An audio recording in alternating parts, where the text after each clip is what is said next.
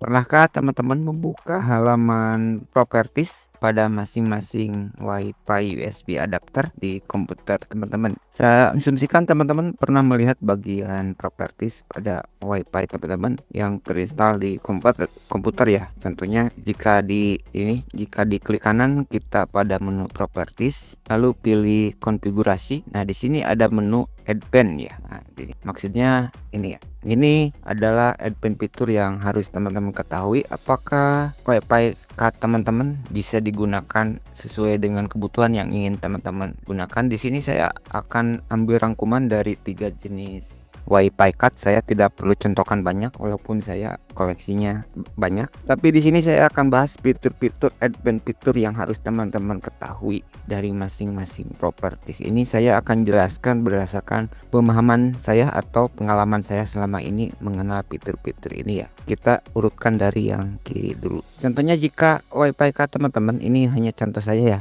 Kemungkinan ini dari salah satu ini pasti teman-teman ada fiturnya yang sama. Jadi ini biar settingnya bagus, kita akan ini ya jelaskan. Oke, di sini kebetulan ada WiFi card yang 802.11n. Ini kalau nggak salah chipsetnya yang MT7601 yang biasa digunakan oleh STB ya untuk TV. Biasanya ini menggunakan yang MT7601. Ini tidak ada tulisan chipsetnya ya kebetulan, tapi ini chipsetnya untuk dongle STB ya. Ini ada AP mode force BW200.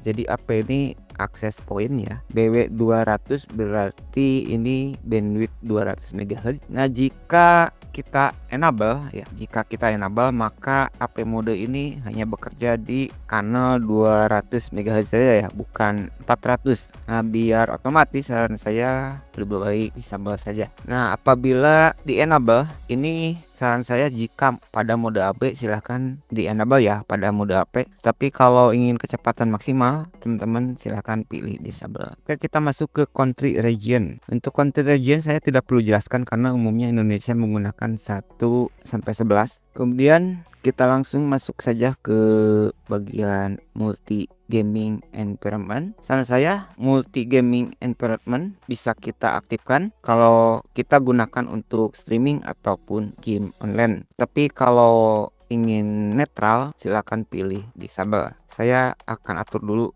enable. Untuk radio off saran saya enable saja. Kemudian ada roaming sensitive. Ini mengatur seberapa cepat adaptor akan berpindah ataupun roaming ke titik akses lain dengan sinyal yang lebih kuat. Nah, jika teman-teman sinyalnya jauh silakan pilih disable, tetapi jika teman-teman ingin berpindah ke sinyal yang lebih kuat silakan pilih high. Ini settingan high ini sangat cocok untuk laptop yang sering berpindah-pindah lokasi ya. Kalau hanya di rumahnya hanya satu router saja, silakan bisa pilih medium ataupun low ya. Tapi kalau di tempat teman-teman ramai atau sering berpindah-pindah, silakan pilih high. Di sini ada selective suspend. Ini untuk apa ya? Hemat daya sebenarnya. Kalau nggak salah ini untuk mematikan adaptor WiFi sementara saat idle ya. Jadi ketika komputer idle ini akan dimatikan untuk sementara ya. Tetapi jika adaptor sering disconnect, saran saya disable ya untuk PC. Kalau untuk laptop biasanya saya merekomendasikan enable. Kalau untuk penggunaan PC saran saya disable saja untuk yang selective. Kemudian ada yang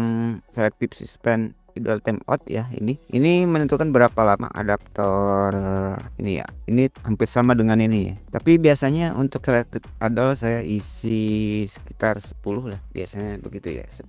Oke, kita lanjut ke adaptor lainnya. Di sini ada WiFi card untuk chipset Realtek RTL 8188 FTP ya. Ini versi N. Ini ada menu adaptive VARA. Ini sebenarnya fitur Realtek untuk menyesuaikan sensitivitas penerimaan sinyal RX ya, ataupun ini ya. Ya intinya seperti noise interferensi ya.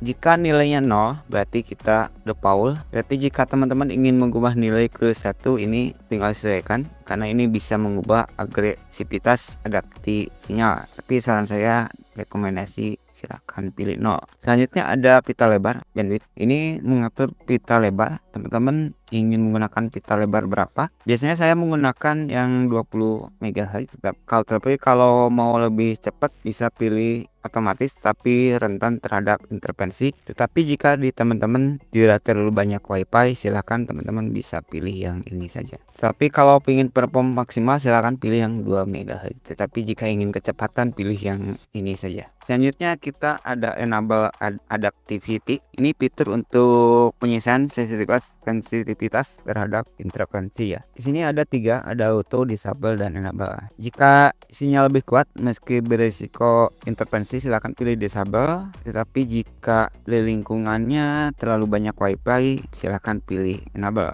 Selanjutnya ada HLD for adaptivity. Ini lebih tepatnya adalah parameter internal relatif untuk menentukan batas perbedaan sinyal ya. Adaptivity aktif. Biasanya saya default nilai 7 saja. Selanjutnya ada LH2 for adaptivity. Ini lebih tepatnya LH2 low to high ya, parameter tambahan untuk adaptivity. Di sini saya biasanya menggunakan mode auto ya untuk yang ini. Selanjutnya ada multi channel concurrent. Ini berfungsi untuk adapter bekerja dengan 2 channel berbeda secara bersamaan ya. Misalkan soft AP dan klien ataupun hotspot begitu ya. Tetapi tidak semua chipset mendukung ya, walaupun sama-sama relatif. Jika ingin menggunakan misalkan ini kita nangkap WiFi, kita juga bisa nyebarin WiFi, silahkan pilih enable begitu ya kira-kira. Selanjutnya ada cost support. Sebenarnya ini untuk prioritas pada jenis traffic ya. Ini cost support ya. Kalau saya biasanya pilih support cost. Kita ke selective suspend, ini sudah saya jelaskan, sudah ada kebetulan. Kemudian selective suspend timeout saya tidak perlu jelaskan karena sudah ada. Kemudian ada wake on magic packet ya. Nah ini sangat berfungsi sekali jika teman-teman mencari adapter yang bisa menyalakan komputer dalam keadaan tidur ya. Jadi jika komputer ini misalkan komputer ini idle, maka ini bisa kita enable ya. Jadi wake on magic packet ya. Tapi jika teman-teman tidak ingin, ya intinya teman-teman bisa menghidupkan komputer ini dari jarak jauh menggunakan relatif ini jika komputernya dalam keadaan idle ya, begitu kira-kira. Tapi kalau tidak mau juga tidak apa-apa, silahkan disable. Biasanya saya enable. Kemudian ada wake on pattern match ya. Sebenarnya ini mirip dengan yang wake on magic packet sih. Tetapi ini akan ya, yang ini lebih tepatnya mendeteksi pola tertentu di traffic ya, misalkan di ARP atau DNS. Jika ada aktivitas komputer akan nyala sendiri begitu ya. Tapi kalau tidak ingin digunakan silahkan disable. Biasanya kalau yang ini saya disable. Nah selanjutnya ada wireless mode. Ini sebenarnya pernah saya bahas untuk beberapa versi mode ya. Ada di VGN, VEN ya. Jadi ini lebih tepatnya jadul agak baru, jadul agak baru begitu ya. Untuk penjelasan lengkapnya tentang VGN pernah saya bahas cukup lama. Tetapi saya biasanya VGN karena di sini tidak ada versi N ya. Ini kalau rotornya kita setting N ini bagus karena speednya cukup tinggi ya. Jadi ini yang B lambat, sedang lambat gitulah kira-kira. Oke, kita lanjut ke chipset Atheros AR971. Ini ada tulisan 802B Tremble. Ini bagian awal paket untuk berfungsi ya, untuk sinkron sinyal untuk penerima maupun mengirim. Biasanya di sini saya pilih long and short ya. Kemudian selanjutnya ada network address. Nah ini network address ini digunakan untuk MAC address ya, mengganti MAC address. Kalau biasanya saya diisi, tetapi kalau teman-teman ingin biarkan menggunakan MAC address dari WiFi ini, teman-teman silahkan pilih non preset. Tapi biasanya saya isi ya. Kemudian ada receive buffer. Ini menentukan ukuran buffer ya, data yang diterima oleh adapter WiFi ini. Jadi semakin besar nilainya, maka semakin banyak data yang bisa ditampung sebelum dikirim ke sistem ya. Biasanya saya setting di 512 untuk yang ini receive buffer. Begitu juga yang transmit, ini saya tidak perlu jelaskan lagi. Biasanya setting di 512. Barusan 256 itu karena default, jadi tengah-tengahnya begitu ya. Biasanya setting 5212. Kemudian selanjutnya ada scan valid interval. Ini untuk menentukan interval waktu antar pemindahan jaringan WiFi. Untuk nilai defaultnya memang 60 ini. Ini saya 60 ya, karena biasanya saya isi di 60 sampai 120.